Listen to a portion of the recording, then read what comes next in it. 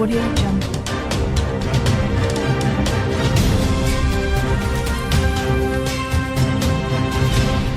Audio Jungle. C'est l'heure du compte-rendu du week-end. Soyez les bienvenus sur Ecclesia TV. Excellente attention.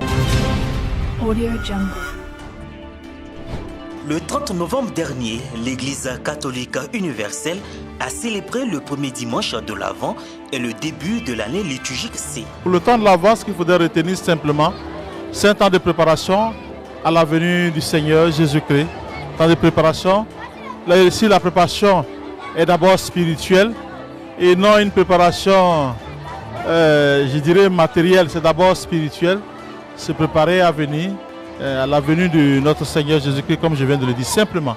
Au cours de la messe des enfants qu'il a présidée, le révérend père Olivier Kessé, curé de la paroisse Saint-Pierre-Clavet de Beaunois, par ailleurs vicaire épiscopal du secteur pastoral de Beaunois, a utilisé un langage simple pour faire comprendre le sens de ce temps spécial que l'Église vit. C'est le violet pur comme ça là, n'est-ce pas? Mais comme maman veut gagner un peu d'argent, qu'est-ce qu'elle fait? Elle met un peu d'eau là, c'est bon? Donc deuxième semaine du temps de l'Avent là, ça sera dilué un peu. La couleur là ne sera pas violet pur. Vous comprenez? Mais là quand elle va avoir beaucoup d'argent, elle met encore l'eau encore. Ça va devenir maintenant rose maintenant. Emporter, troisième semaine, emporter rose.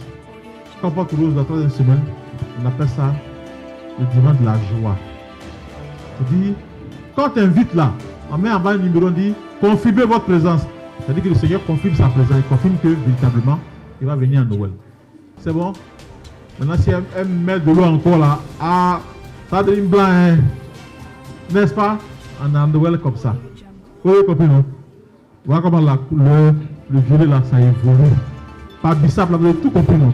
À la sortie de la messe, le vicaire épiscopal revient sur la conduite à tenir durant le temps de l'Avent. J'ai dit tout à l'heure, le violet, il est utilisé pour exprimer non seulement la miséricorde de Dieu, et aussi l'espérance, voilà.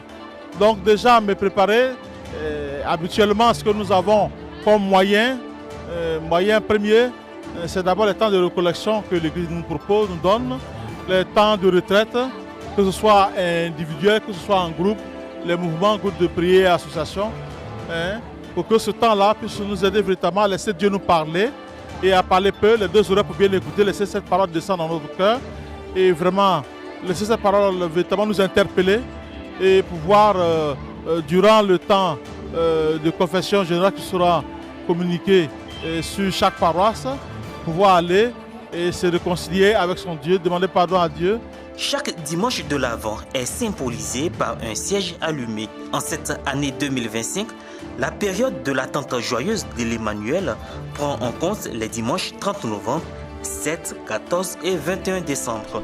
La salle d'adoration et la grotte mariale de la paroisse Bon Pasteur de Tiasalé dans le diocèse d'Agoville ont été consacrées par l'administrateur apostolique Sénéva Kanté, son Excellence Monseigneur Alessitou Ablioulou. La vénération que nous rendons à la Vierge Marie n'est pas contre la Bible.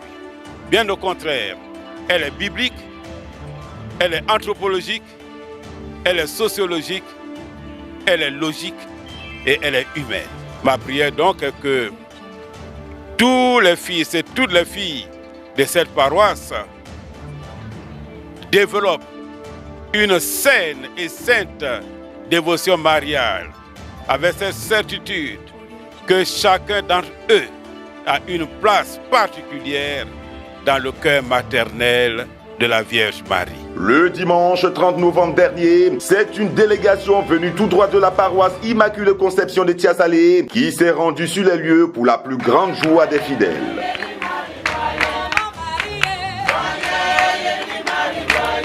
Vraiment, je suis très heureuse qu'aujourd'hui, le Père évêque puisse venir consacrer, bénir notre salle d'adoration et la grotte. Cette consécration s'est matérialisée par l'onction du Saint-Crème sur les deux autels, ainsi que l'aspersion et l'encensement des murs.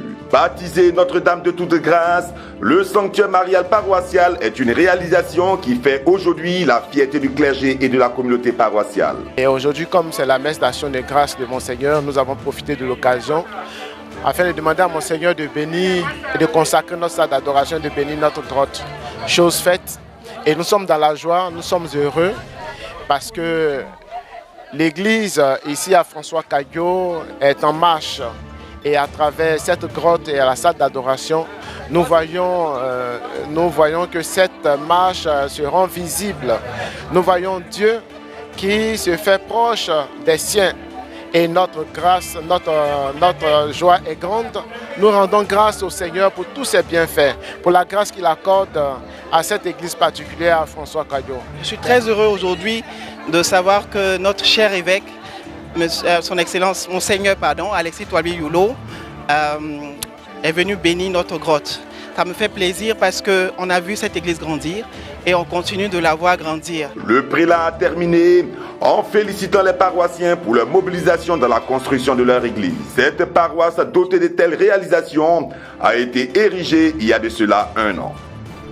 Les jeunes de l'office pastoral paroissial de Saint-Joseph Artisan d'Adaou dans le diocèse d'Abengourou se sont mobilisés le dimanche 23 novembre dernier pour célébrer la messe de rentrée pastorale 2025-2026 des mouvements et associations jeunes de la dite paroisse. Elle a été officiée par le curé de la paroisse, le révérend père Casimir Brou et Folie. Dans son homélie, le père Casimir a exhorté les jeunes à vivre à l'image du Christ et à éviter les méfaits qui minent la société actuelle.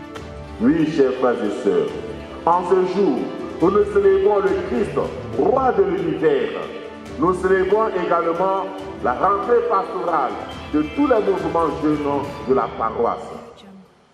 C'est une occasion pour nous de vivre comme le Christ l'a fait.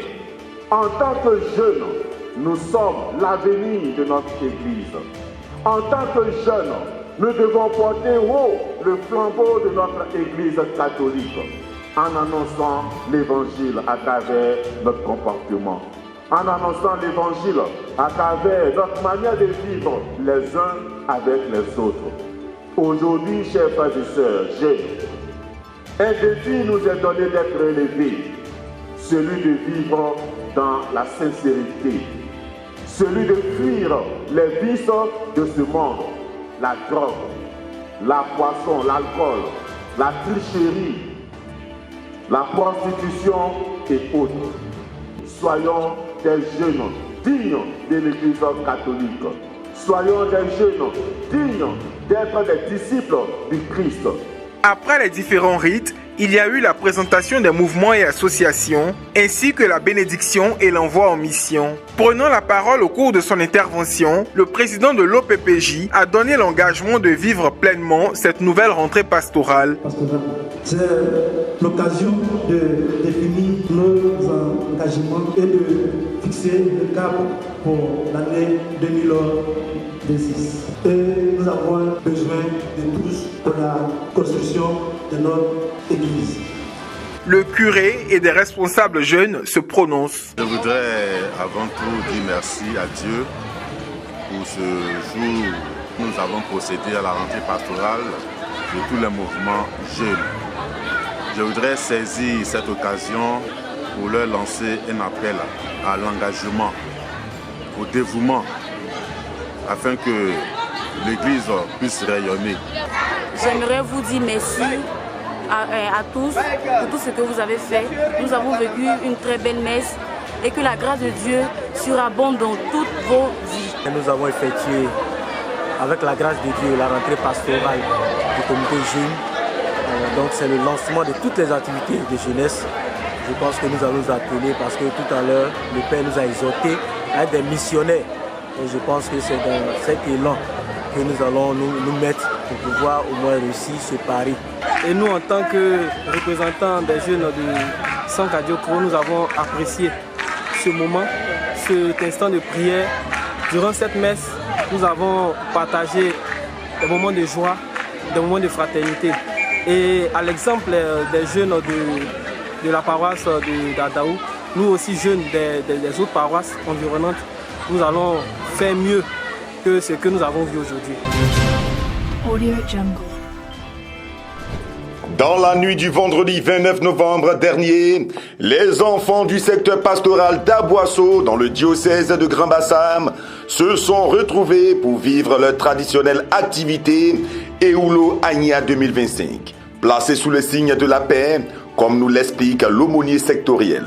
Nous avons mis cette édition sous le signe de la paix pour inculquer aux enfants des valeurs essentielles pour le vivre ensemble et pour une communauté davantage dynamique, mais une église plus forte. Au-delà du volet festif, Ewulo Agna 2025 est un moyen d'évangélisation. On ne parlait pas du revers de la main, l'aspect spirituel de cette activité.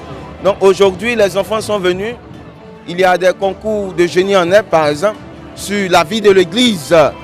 Il y a des concours de théâtre qui parlent de la paix. Il y a également des concours de danse, concours culinaires. Mais toujours est-il que tout est centré sur la paix. Les compétitions débutent avec le concours de théâtre dont le thème était la paix. C'est notre deuxième participation à Ewulo Agna. L'année dernière, nous y étions. Malheureusement, on n'a pas occupé de bonnes places, mais cette année, on est revenu plus vivant que jamais, plus motivé que jamais. Notre première participation à cette activité Ewulo Agna. Et nous disons vraiment merci à ces enfants qui se sont mobilisés en grand nombre pour pouvoir assister à cette activité. Le lendemain, samedi 30 novembre, le programme a débuté par la célébration eucharistique présidée par le révérend Père Ange Désiré Kwame. Cette messe a vu la présence de la marraine de cette édition, Madame Patricia Amand. J'ai un lien particulier avec les enfants, depuis toujours. Je pense que l'enfance, on dit que l'enfance est le père de l'homme, mais l'enfance c'est aussi le moment de tous les possibles. C'est à ce moment-là qu'on apprend ce qui est bien, c'est aussi là qu'on apprend ce qui est mal. C'est le moment où on construit les valeurs. Et nos enfants doivent être accompagnés. Et donc c'est notre vocation, c'est notre mission de les accompagner. Et la spiritualité les aide. À l'entame de la messe, la nouvelle a été donnée par la deuxième vice-présidente du conseil pastoral paroissial. Vous souhaitez la cordiale bienvenue à la paroisse Saint-Jean d'Aboisseau. Paroisse qui accueille aujourd'hui en son sein plus de 1000 enfants à l'occasion de la grande activité que j'ai nommée Ewulo Agna, qui signifie amour, rencontre. Grand rassemblement sectoriel qui regroupe 13 paroisses et quasi-paroisses. Rencontre qui se veut culturelle, récréative, dans le but de valoriser la culture et la tradition à travers des concours de danse, de chant et des concours culinaires. Ma première participation à Ewulo Agna, voilà. Et après avoir présidé cette belle messe, je retiens que Ewulo Agna, c'est une activité qui va porter beaucoup de fruits et même qui porte déjà des fruits. C'est une compétition, c'est vrai, mais on est venu pour vivre le Ngamonou. On est venu pour croiser des frères, des amis. On est venu pour célébrer l'amitié. Pour moi, c'est la première édition en tant que nouveau dans le secteur pastoral d'Aboisseau. Ce qui me marque, c'est surtout la joie de nous retrouver ensemble. Et comme notre Père évêque, Monseigneur Raymond, l'a toujours souhaité pour son diocèse, l'unité, la communion et surtout la fraternité. Je peux me réjouir de voir un tel nombre d'enfants qui est demain la relève pour notre diocèse. Donc nous prions pour chacun de ces enfants et que cela puisse marquer aussi leur temps, leur vie. Ouvert en 1956, le groupe scolaire Saint-Viateur de Boaké célèbre en cette année scolaire 2025-2026 son 70e anniversaire d'existence. Il est constitué du préscolaire, du primaire et du secondaire. Le premier jour de ces festivités d'ouverture, soit le vendredi 28 novembre dernier, a été marqué par la messe d'ouverture pour les élèves du préscolaire et du primaire. Elle a été présidée par le père Darius Kwa, curé de la quasi-paroisse Saint-Viateur de Boaké. Les anciens du collège, regroupés en amicale, ont effectué une visite guidée des lieux pour constater le nouveau visage de l'établissement. L'autre action, réalisée par ce dernier, a été une journée carrière réservée aux élèves de la 3e à la terminale dans le but de les aider dans leur choix de métier. Aujourd'hui, si vous voulez aller à l'international, vous devez savoir parler au minimum l'anglais. Au minimum. même pour être sauveur. Et en plus, ce serait un avantage si vous parlez l'espagnol. Le conseil que j'ai à donner à mes enfants, aux jeunes frères, c'est le travail. Le travail, toujours le travail et encore le travail. La rigueur dans tout ce qu'on nous donne comme travail. Restez focus sur les objectifs que vous vous fixez et surtout respectez vos aînés, respectez vos professeurs. Archidiocèse d'Abidjan, le dimanche 30 novembre dernier, la chapelle Saint-François d'Assise des Bimpé a abrité une conférence spirituelle portant sur le thème « Dans l'attente de la venue du Messie, construisons une famille de Dieu synodale, autonome et au service de tous ». À cette occasion, Madame Brigitte Badi, membre de la communauté des enfants de Padre Pio, a développé ce thème devant une assemblée attentive et réceptive. Son exposé a permis à son auditoire de mieux comprendre les enjeux d'une Église unie, participative et engagée. Alors quand on attend le Messie, c'est pourquoi? L'attente du Messie, c'est vraiment un concept dans la tradition juive et chrétienne qui caractérise l'espoir d'un sauveur envoyé par Dieu. Si pour les Juifs, le Messie va venir pour libérer ou pour combattre, pour nous, le Messie vient pour nous apporter la paix. Et la paix en toutes choses. Donc pour les chrétiens, il s'agit de la venue de Jésus qui accomplit de nombreuses prophéties parce que tout ce que Jésus a dit, quand les gens parlent de prophétie, les gens voient seulement les guérisons, etc. Mais ce que Jésus a dit, c'est ce qu'on est en train de voir. Aujourd'hui, les gens se posent des questions. Est-ce que nous sommes dans la fin des temps? Puisque le Christ avait dit, avant qu'il y ait la fin des temps, il y aura quoi? Des tremblements de terre, il y aura des guerres, il y aura des ci, il y aura des ça. Les gens se posent des questions. Est-ce que nous sommes arrivés à la fin des temps?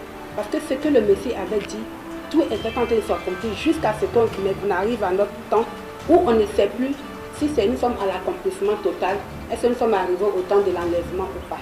La deuxième articulation a consisté à donner la parole aux participants pour un temps d'échange et de témoignage où chacun a pu exprimer ses réflexions et son vécu.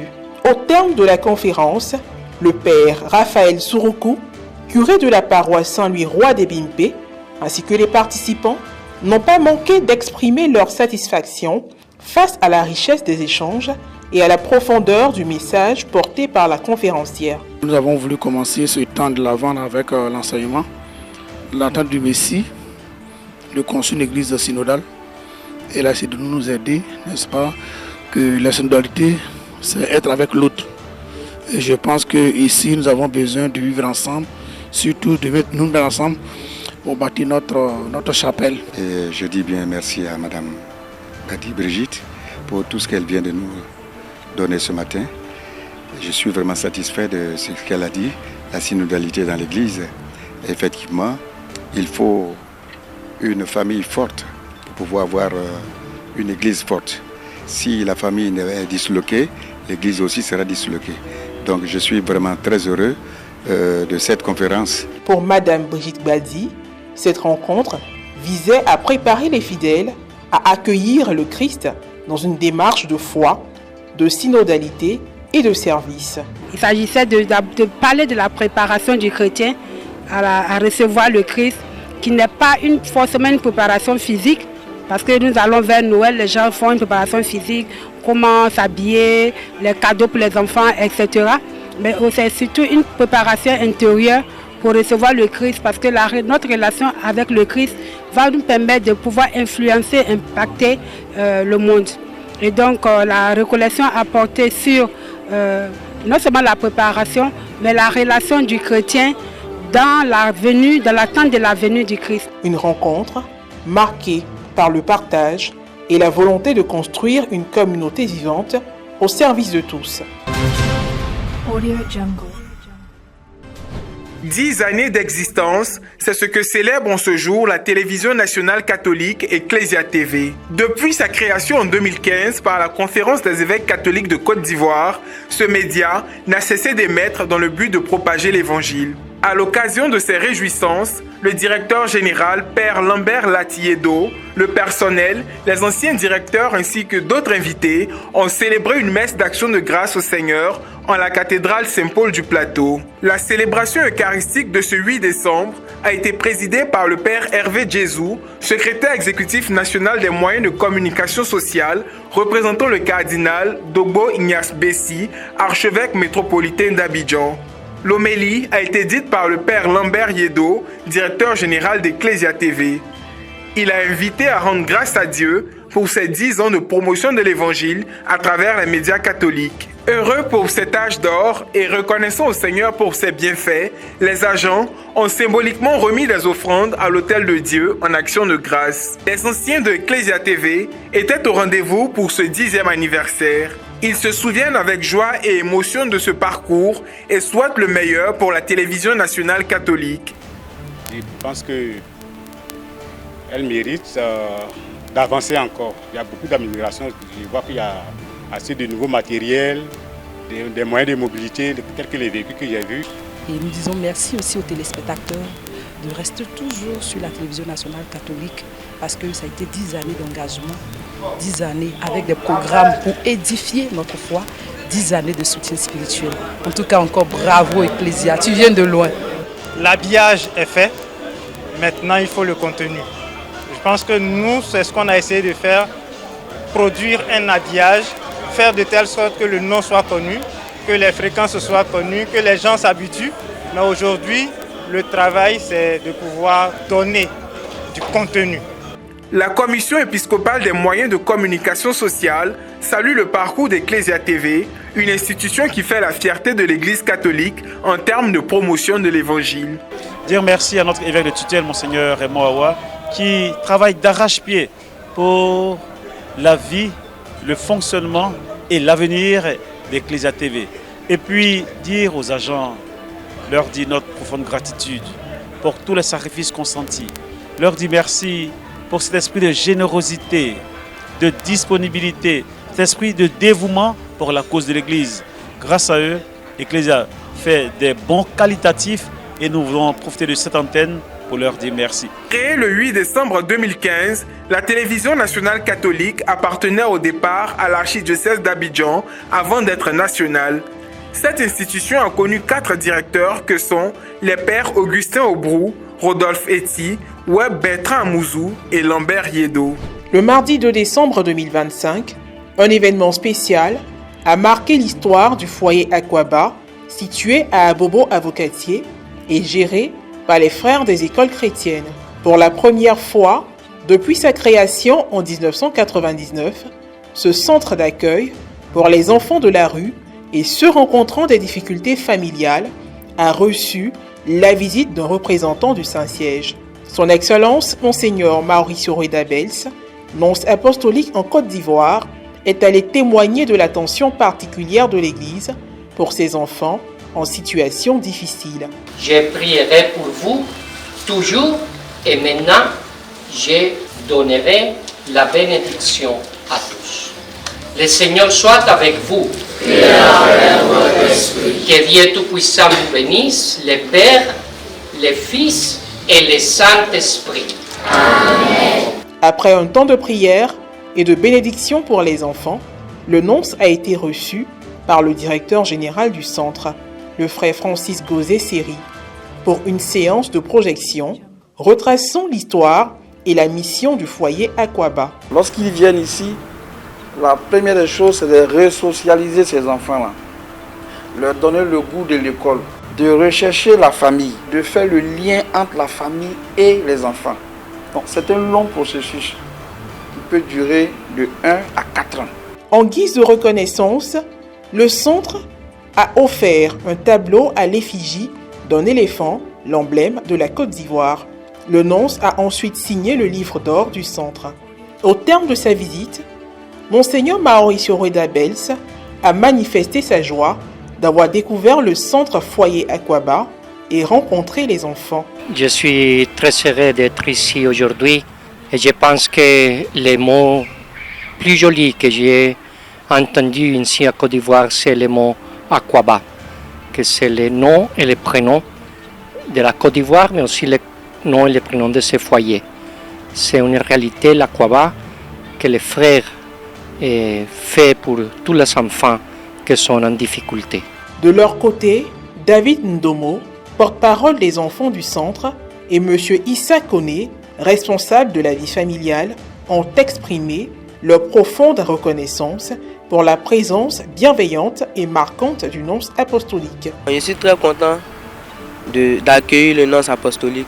Merci aussi pour la visite, de la pensée à nous aussi. Nous sommes très heureux.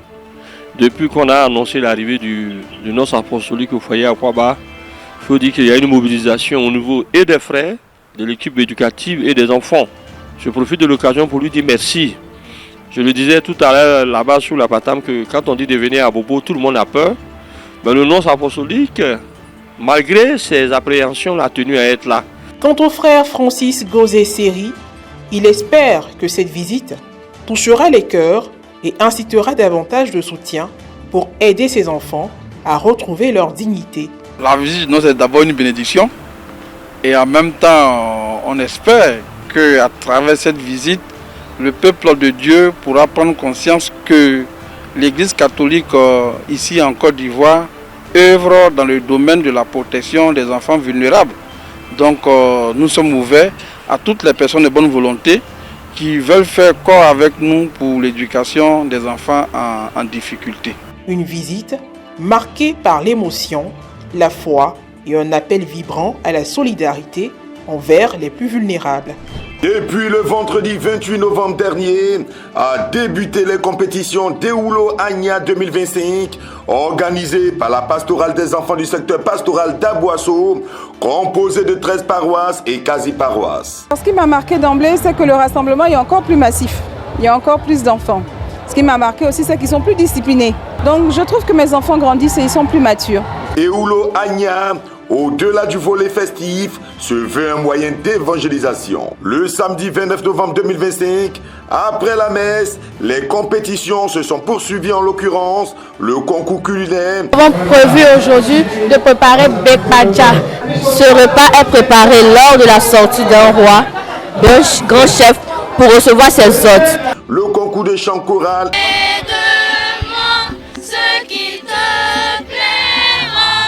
Et celui de danse. Cette édition a été rehaussée par la présence de Révérend Père Désiré Adingra, directeur diocésain des œuvres pontificales missionnaires OPM, et du Révérend Père Armel Akafou, aumônier diocésain de la pastorale des enfants. Une fierté aussi pour nous-mêmes, en tant que diocèse de Grand Bassam, c'est dans la continuité de l'esprit de l'unité du Ngamonou qui est vécu avec les enfants en pays sans vie ici.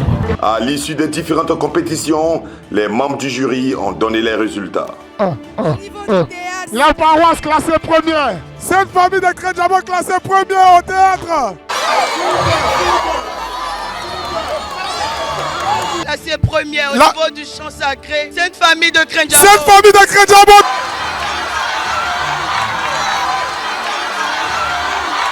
Classée premier au palais. On a la paroisse Saint-Jean d'Aboisseau.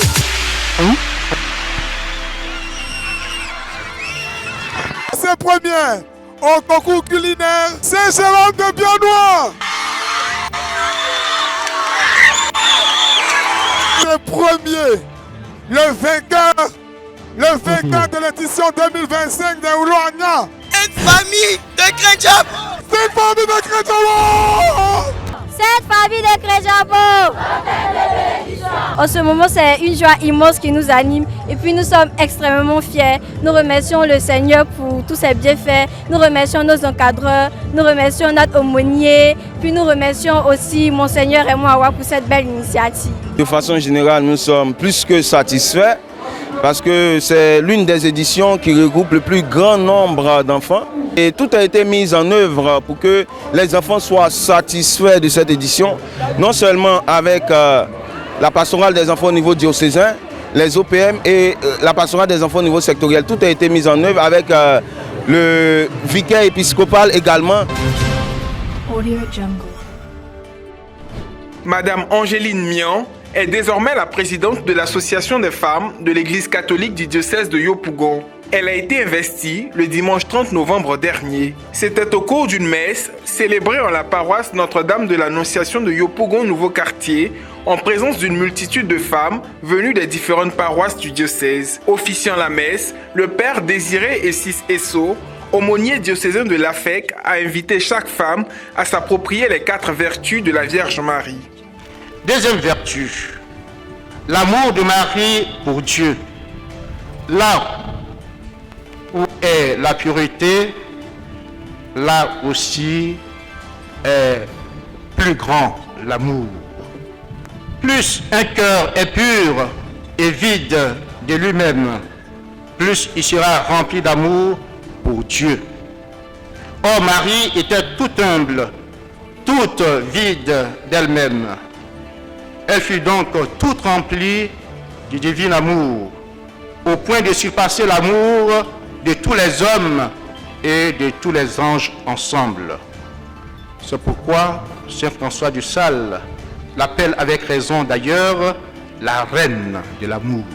Les rites d'investiture, marqués par la remise des objets de piété et du règlement intérieur à la présidente élue, couronnée par la bénédiction du nouveau bureau diocésain. S'adressant aux femmes, le père Thomas Memel, aumônier national de l'AFEC, s'est prononcé sur l'impact de l'autonomisation de la femme catholique ivoirienne dans l'Église et la société. Fait pour les femmes commerçantes catholiques du diocèse de Yopougon ou de nos paroisses. Est-ce que vous avez une action? Parce que si ça reste au niveau de réunions le dimanche à la messe, ça ne va pas très loin. Il faut l'impact de la femme catholique. Tout à l'heure, Madame Mia a parlé de l'unité. Oui, il faut aller à l'unité pour la construction effective de l'Église en Côte d'Ivoire. Un message bien entendu et réalisable grâce à l'union et la synergie des actions des femmes de la dite association. Ce que nous allons faire, c'est vraiment aller vers nos sœurs. Nous avons des paroisses où l'AFEC n'existe pas. Donc il faut qu'on parte déjà vers ces femmes-là pour leur dire de venir se joindre à nous. Parce que comme on le dit souvent, on peut aller seul, on va avancer. Mais ensemble, on ira encore plus loin. Donc on va vraiment aller vers elles pour qu'elles puissent venir, qu'elles se sentent, quel que soit le mouvement ou bien la structure à laquelle elles appartiennent, qu'elles sachent qu'elles sont d'abord femmes. Donc elles doivent être membres de l'AFEC. Et ensemble, nous allons continuer cette mission. Unis autour de la présidente, continuons de bâtir une église forte. Tel est le thème de cette investiture qui exhorte les membres de la dite association à l'unité pour une AFEC diocésaine plus dynamique. La visite pastorale permet la communion, de voir ce qui se fait déjà, d'encourager ce qui se met en place et d'élargir les horizons en mettant en perspective la vie de telle ou telle paroisse dans une dimension plus diocésaine. Du samedi 22 au dimanche 23 novembre 2025, son éminence Ignace Dobo, cardinal Bessi, archevêque métropolitain d'Abidjan, a effectué une visite pastorale à la paroisse Saint-Philippe d'Abobo-Sagbé dans l'archidiocèse d'Abidjan. Une visite pour célébrer. Bien entendu, au cours de la visite, l'archevêque métropolitain d'Abidjan a célébré une messe dominicale marquée par les 25 ans de fondation et la fête patronale de l'église paroissiale. Et je voudrais retenir de cette paroisse la communion fraternelle qui n'est pas un vain mot, mais qui se traduit par une joie vécue ensemble, une joie sans fioriture, une joie qui éclate, qui explose. Une vraie famille, famille de Dieu, que nous voulons vivre ensemble sur les 3 années à venir. Une église famille de Dieu, synodale, autonome au service de tous.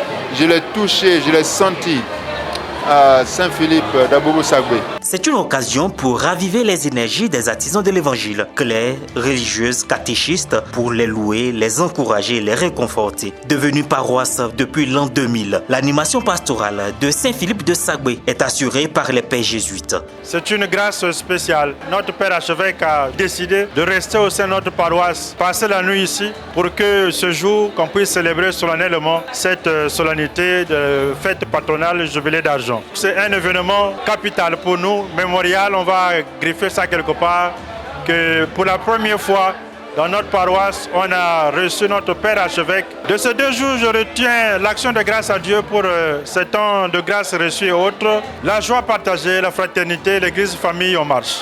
L'église est invitée à se mettre au service des pauvres, des malades et des personnes âgées. Au terme de la messe, l'archevêque métropolitain a rendu visite aux malades et aux personnes âgées qui sont dans l'incapacité de venir vivre la célébration eucharistique sur leur paroisse. Hier, à notre grande surprise, quand l'archevêque est arrivé à Bobo Sagbé, il est parti rendre visite à la communauté musulmane de Sagbé, l'imam Bété Mohamed, la grande mosquée de tout derrière rail. Aujourd'hui, l'échange qui entre les musulmans et les chrétiens, on doit ça à Dieu. Cette immersion à la paroisse Saint-Philippe d'Abobo Sagbé est une opportunité pour inviter tous les fidèles à un renouveau de leur vie chrétienne et à une action apostolique plus intense. Aujourd'hui, nous célébrons 25 ans pour marquer l'amour de Dieu dans le cœur de toute une communauté isolée à Dereraï. Nous célébrons cette année jubilaire pour pouvoir montrer quelle grâce Dieu fait pour nous. D'abord l'action de grâce, c'est aussi une fierté de voir ce qu'est devenu la paroisse.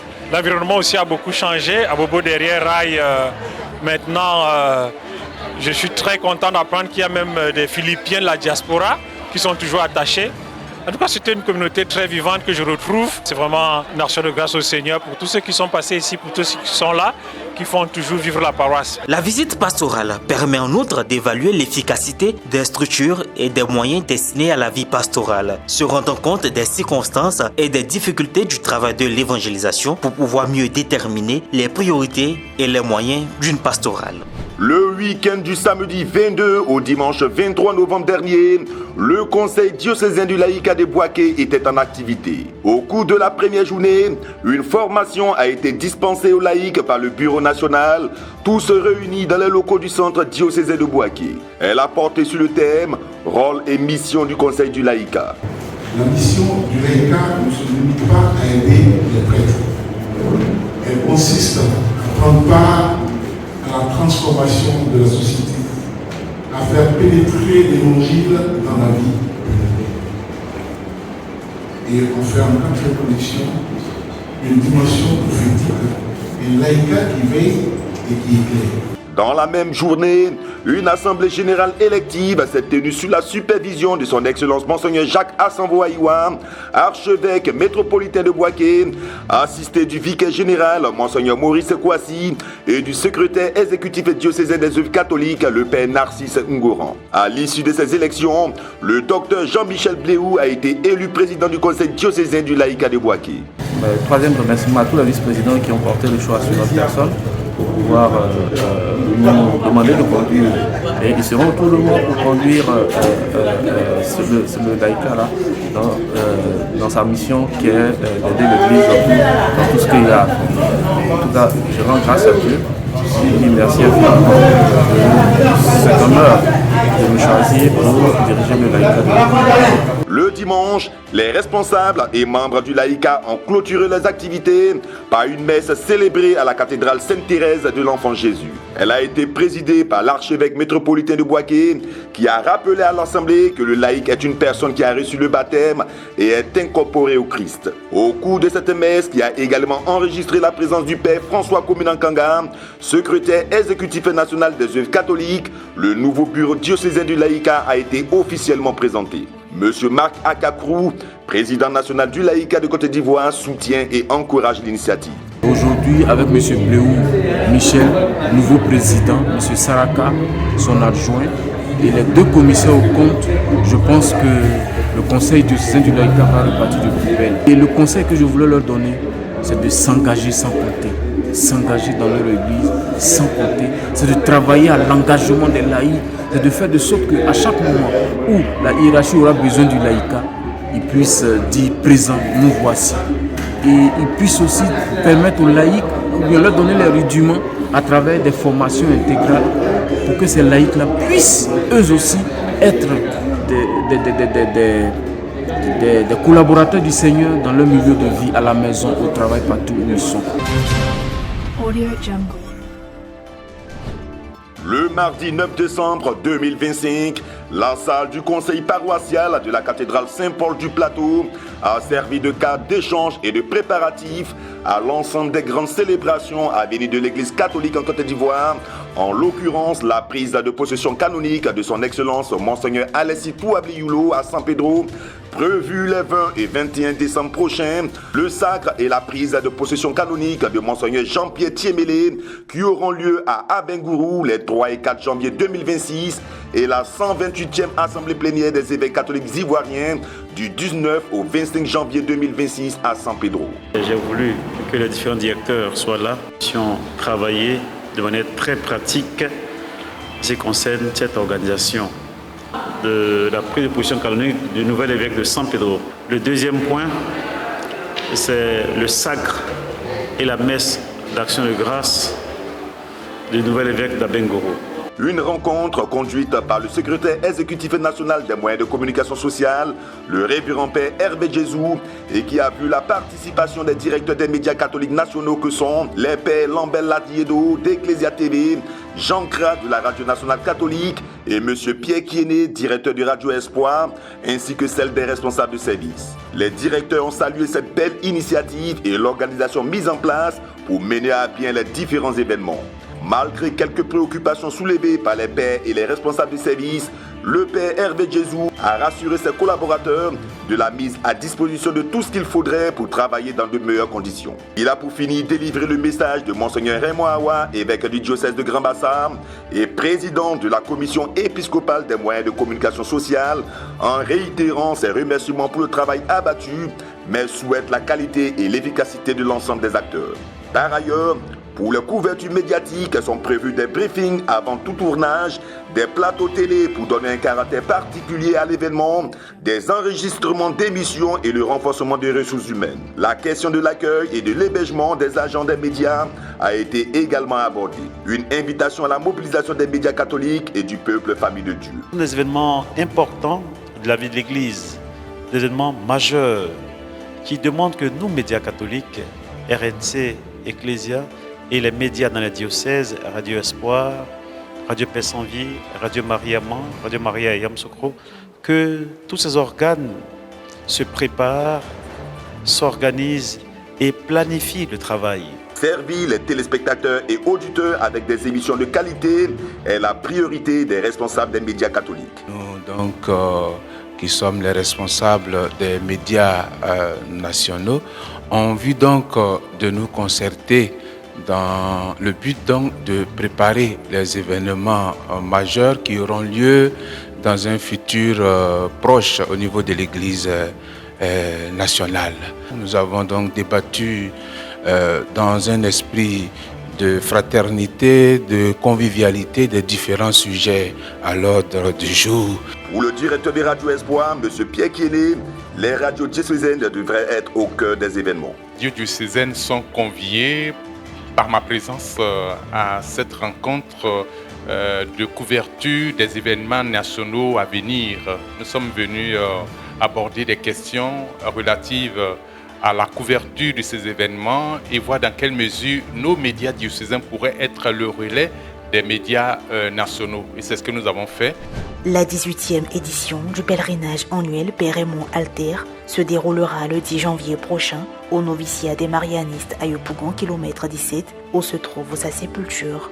Une information qui ressort de la conférence de presse tenue le mercredi 3 décembre à la bibliothèque du collège Saint-Jean-Bosco de Trècheville. Bien en place et présidé par le berger Roger Angot, le comité tripartite d'organisation est composé des représentants du noviciat des Marianistes, du sanctuaire marial national et du renouveau charismatique de Côte d'Ivoire.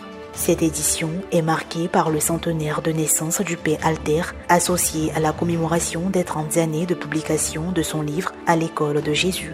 Les objectifs de ce pèlerinage sont bien précis et liés en partie au modèle de vie du Père Raymond Alter.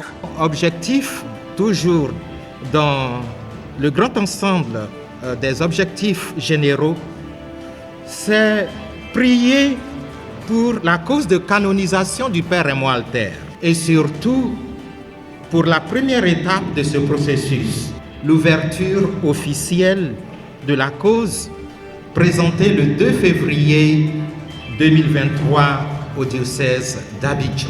Le Père Alter avait une vision large, très large, sur le plan du retour de Jésus dans la gloire et des transformations de la société. C'était en fait quelqu'un qui ne voyait pas seulement la guérison d'une personne, mais la guérison de tout un peuple, du monde entier, des relations des êtres humains entre eux. Le nombre de plus en plus croissant de pèlerins chaque année amène le comité d'organisation à revoir ses chiffres à la hausse. 2500 à 3000 pèlerins attendus. Depuis la première édition jusqu'à la 17e édition, alors on a commencé un peu son tâtonnement, mais je crois que depuis un certain temps, nous sommes en 2500 et 3000 personnes. Ce pèlerinage national, qui enregistre chaque année la participation de personnes venant d'autres pays, a lieu tous les premiers samedis de janvier, est décalé cette fois au 10 janvier en raison de l'ordination épiscopale de Monseigneur Jean-Pierre Thiémélé, évêque nommé du diocèse d'Abangourou. Chapelet, invocation à l'Esprit Saint, prière d'intercession, louange constitue un bref aperçu du programme annoncé avec une innovation pour cette édition, la litanie des saints. Les festivités du centenaire, quant à elles, débutaient au sanctuaire marial national à Atekoubé le samedi 6 décembre dernier, jour de naissance du Père Raymond Alter en 1925. Le thème retenu est « Avec joie, célébrons tous ensemble le centenaire de la naissance du Père Raymond Alter ». Je suis contente d'être venue à la caserne des sapeurs-pompiers. On a vu les camions, on a vu le centre d'alerte. C'est sous un ciel ensoleillé, le samedi 22 novembre dernier, que les enfants de l'archidiocèse de Korogo, accompagnés de leur animateur, ont franchi les portes de la caserne militaire des sapeurs-pompiers avec une curiosité débordante. Sourire aux lèvres et regard émerveillé, ils ont fait une immersion dans l'univers impressionnant des soldats du feu. Dans un esprit de fraternité et de pédagogie, les pompiers ont pris le temps de présenter leurs véhicules d'intervention et leurs équipements de protection, les gestes de premier secours, expliqués avec simplicité pour être facilement retenus, ainsi que les démonstrations pratiques saluées à travers les applaudissements des enfants. Ces derniers ont participé avec enthousiasme.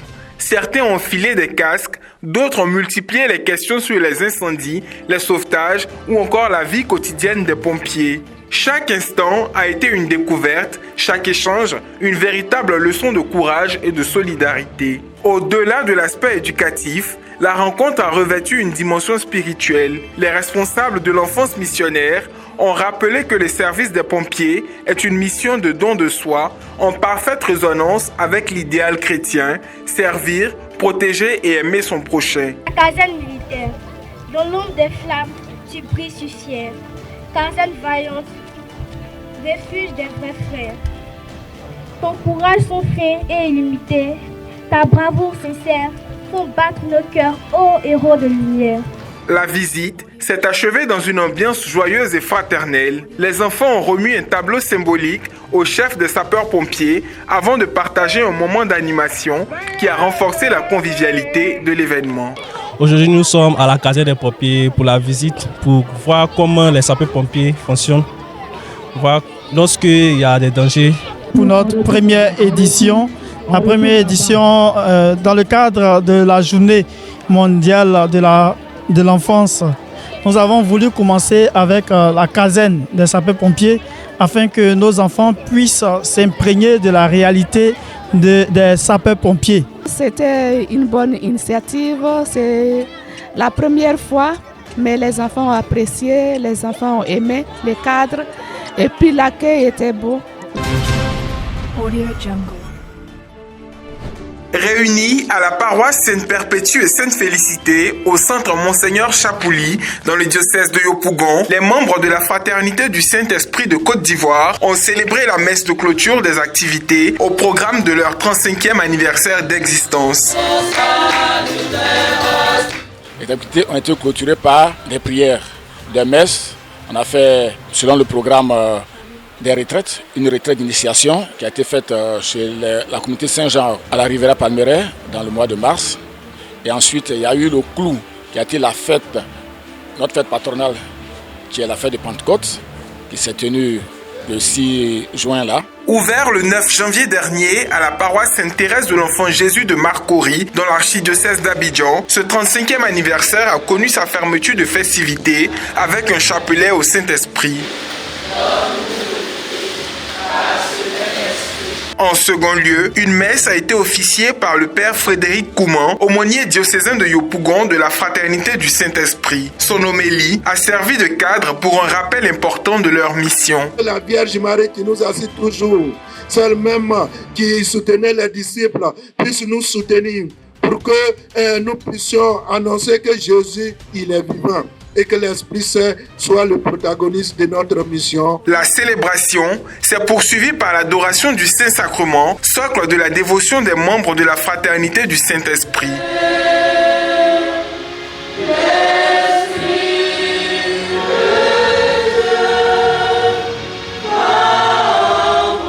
Le responsable national, M. Léopold Niaoré, a distingué les membres les plus vaillants pour leur engagement et leurs actions en faveur de la promotion de la dévotion de la fraternité.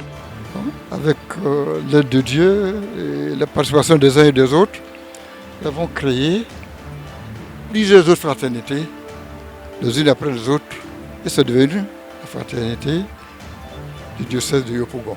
La prière de consécration a été dite par tous les membres avant le renvoi. Que ma volonté soit toujours conforme à la volonté de Dieu. Nous avons un projet qui est d'abord le centre Emma Boulanger, le centre de spiritualité Emma Boulanger, qui est à Assini, dans le diocèse de Grand Bassam, que nous devons construire. Parce que c'est là que nous devons véritablement aller pour nous ressourcer et repartir avec chose. Et en 2027, nous avons, comme je l'ai dit, l'Assemblée mondiale, le congrès mondial des fraternités Saint-Esprit en Côte d'Ivoire, où toutes les fraternités du monde doivent venir. Et sera maintenant le départ même de toute la mission, la grande mission au niveau de la fraternité Saint-Esprit dans le monde. Ce que je leur souhaite, c'est qu'ils puissent aller encore plus, c'est-à-dire davantage, parce qu'au niveau de la fraternité, beaucoup de défis restent à faire.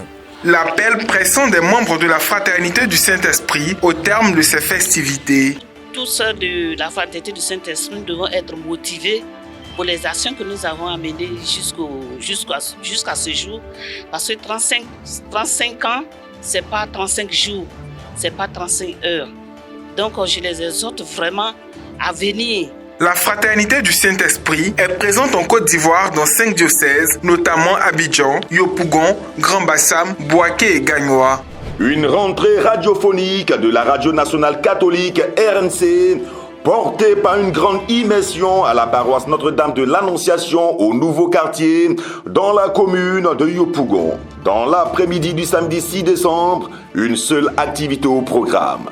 L'émission grand public présentée par Marcel Ariston Blé et Marina Kouakoula Sissi devant un public jeune et enthousiaste. Rapprocher la radio de la population, tel était l'enjeu de ce lancement au contact direct des auditeurs. La radio existe non pour elle-même, mais c'est un bien du peuple de Dieu. Et la radio doit se faire proche, doit donc faire son immersion, doit manifester sa présence dans une communauté, au sein du peuple de Dieu. Et c'est vous aujourd'hui qui représentez ce peuple de Dieu. Alors on a voulu donc faire cela, être avec vous, lancer cette nouvelle année, mais aussi et surtout pour faire connaître la radio.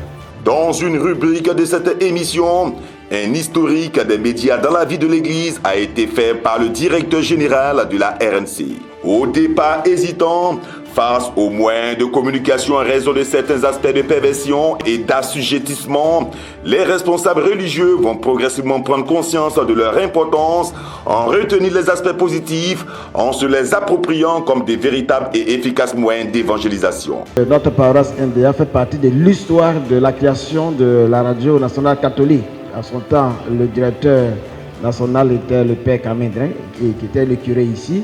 Et je pense bien que tout se préparait au niveau de NDA. Voilà. Je pense bien que nous avons confié cette radio à notre mère, Notre-Dame de l'Annonciation, et c'est ce que nous souhaitons. Une idée de l'intérêt de la jeunesse pour cette radio qui a été perçue pendant cette interaction avec le public.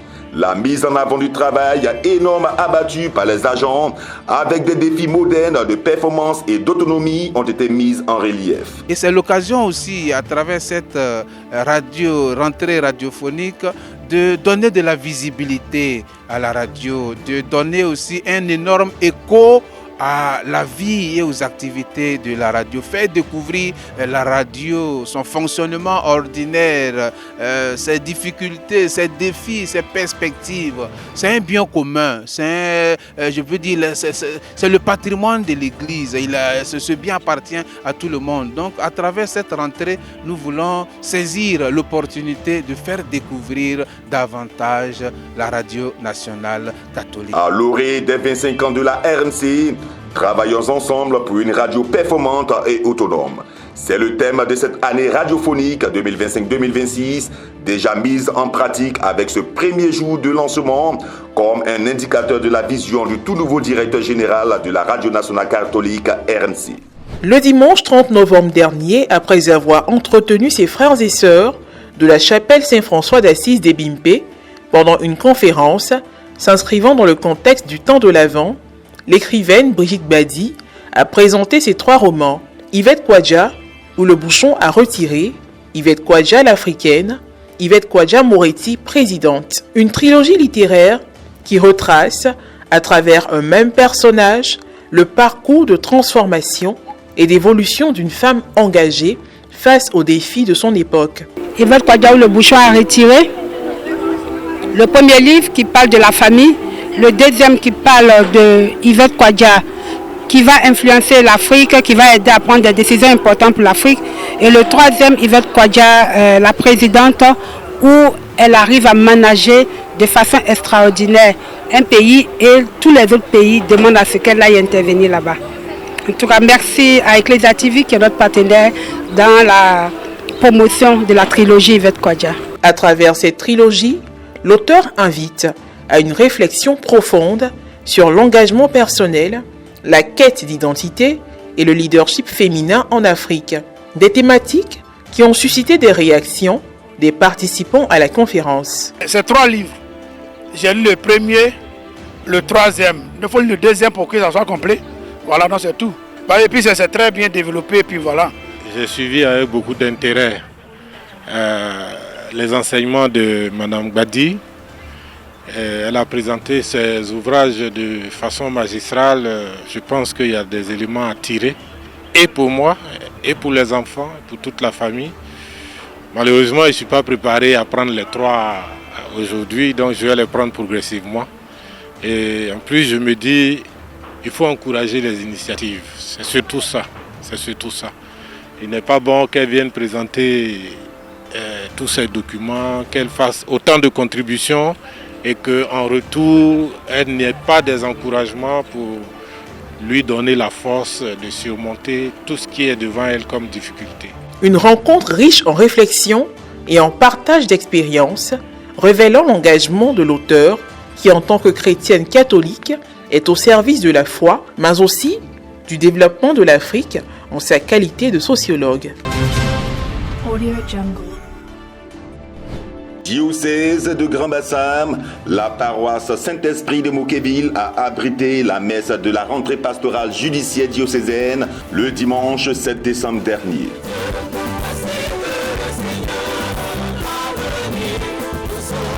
À cette célébration eucharistique présidée par l'évêque du diocèse, Monseigneur Raymond Awa, était présent le collège des membres du tribunal ecclésiastique venu se faire connaître auprès des fidèles.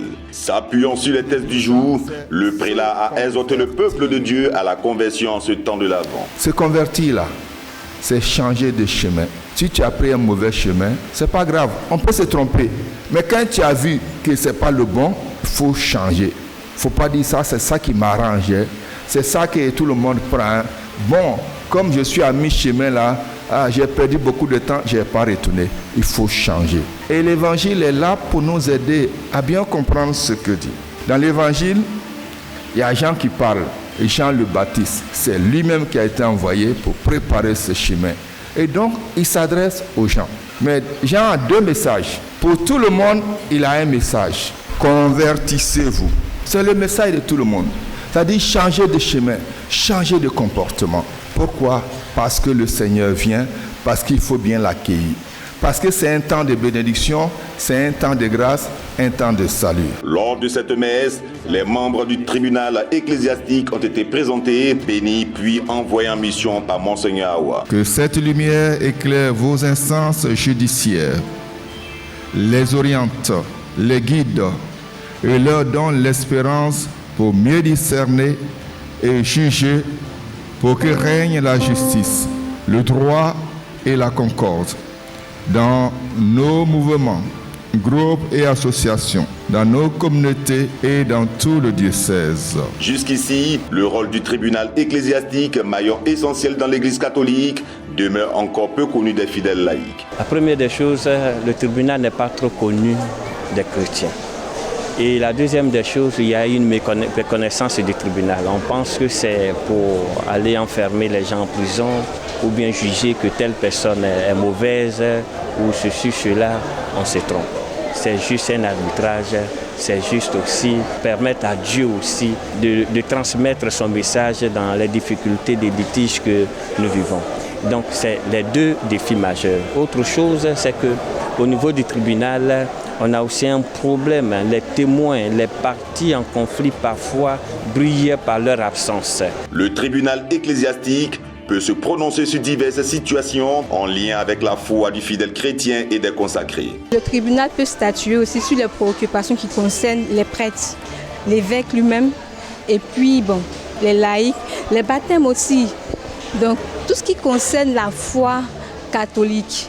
Donc quand il y a un problème, une préoccupation sur la foi catholique, c'est-à-dire sur une personne qui a peut-être pas forcément le mariage, mais qui a un problème sur son sacrement, soit le sacrement de baptême, sacrement de mariage, de confirmation, ou bien même avec un autre laïc, mais avec aussi un autre prêtre, peut se rapprocher du tribunal. Les attentes du premier pasteur du diocèse en cette année pastorale relativement à l'écoute des laïcs. Les laïcs soient écoutés lorsqu'il y a peut-être des dysfonctionnements au niveau des relations, au niveau de certaines situations aussi. D'abord être éclairés et que ne s'érigent pas eux-mêmes en juges pour trancher certaines situations. Donc éclairés et guidés par des experts qui les amènent vraiment à une pacification de situations ou bien malsaines ou conflictuelles.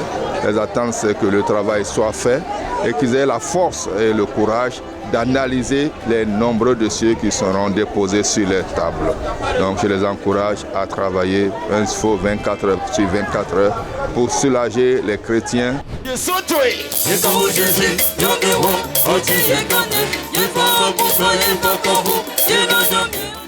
Nommé nouvel évêque du diocèse de San Pedro depuis le 22 octobre 2025, Monseigneur Alexis Touabli-Yulo effectue une tournée sectorielle à travers le diocèse d'Abouville pour rendre grâce à Dieu pour ses 19 ans de service. Le dimanche 7 décembre dernier, le prélat s'est rendu dans le secteur Obekimou afin de prier avec les fidèles chrétiens. Ainsi, une messe de revoir a été célébrée en la paroisse Saint-Martin d'Akoupé. La culture de la paix a été le maître mot du message de l'évêque en ce jour.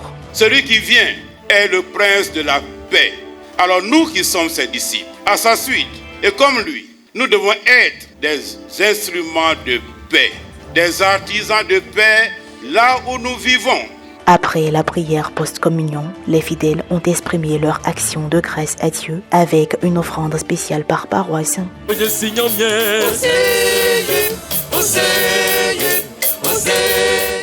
La famille du patriarche Paul Aka d'Akoupé, des chefs traditionnels et autres entités du secteur Obekimo ont offert de nombreux présents au prélat. Le père Franck Stéphane Yapi, curé de la paroisse Saint-Pierre d'Aféry et également président du comité d'organisation, a remercié toutes les forces vives qui ont apporté un soutien spirituel et organisationnel à l'événement. Des prises de vue avec les différentes délégations d'invités ont mis un terme à cette action de grâce. Pendant 19 ans, nous avons cheminé ensemble et nous avons été à son école, instruits pour construire ce diocèse.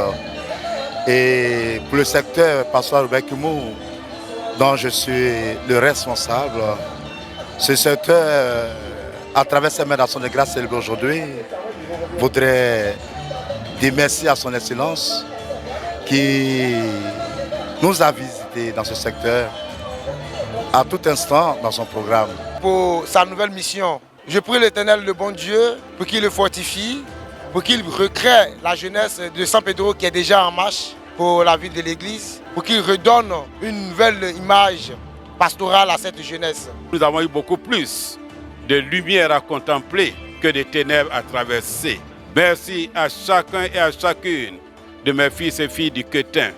Que Dieu bénisse le Quetin et que le Quetin continue sa marche vers le développement à tous les niveaux. La dernière étape de la tournée diocésaine de Monseigneur Alexis Toablioulo se tiendra le dimanche 14 décembre prochain dans le secteur Eddy-Maurier. Les festivités d'ouverture du 70e anniversaire du groupe scolaire Saint-Viateur de Boaké se sont achevées le samedi 29 novembre dernier. Ce deuxième et dernier jour a été marqué par une messe pour les élèves du secondaire, officiée par Monseigneur Maurice Allegra Kwasi, vicaire général de l'archidiocèse de Boaké, assisté du père Alain Pierre Yao, ancien élève du collège. Pour sa fidélité, les élèves ont traduit la reconnaissance de tous les acteurs du fonctionnement de cet établissement au Seigneur par des offrandes de diverses natures lors d'une procession. Après la messe, la direction générale a honoré 3 de ses agents admis à faire valoir leur droit à la retraite en leur remettant des distinctions honorifiques. Des prestations d'arts martiaux ont permis aux élèves de faire montre de leur talent. À travers cette œuvre d'éducation, beaucoup de personnes ont reçu une éducation intégrale qui font notre fierté, tant au niveau national qu'au niveau international. Donc, d'abord, un motif d'action de grâce, mais aussi de devoir, de mémoire, de reconnaissance à l'endroit de son missionnaire qui sont venus, qui nous ont apporté non seulement la foi, mais aussi l'éducation. Et ensuite, c'est aussi un temps de reconnaissance à l'endroit de toutes les personnes qui ont perpétué cette œuvre éducative. Nous avons aimé Dieu à bien travailler. C'est l'occasion de lancer un appel à tous ces jeunes qui viennent après nous, qui sont investis dans la mission de préserver ce label-là, d'excellence, de rigueur, de foi et surtout de vraie fraternité. Pour sortir de ce collège, se sent vraiment imprégné de cette mission, de porter au haut le drapeau de Saint-Viateur. La clôture des festivités du 70e anniversaire du groupe scolaire catholique Saint-Viateur de Boaké aura lieu le samedi 16 mai 2026. Merci d'avoir porté un grand intérêt à cette production. Au plaisir de vous retrouver la semaine prochaine. Audio Jungle.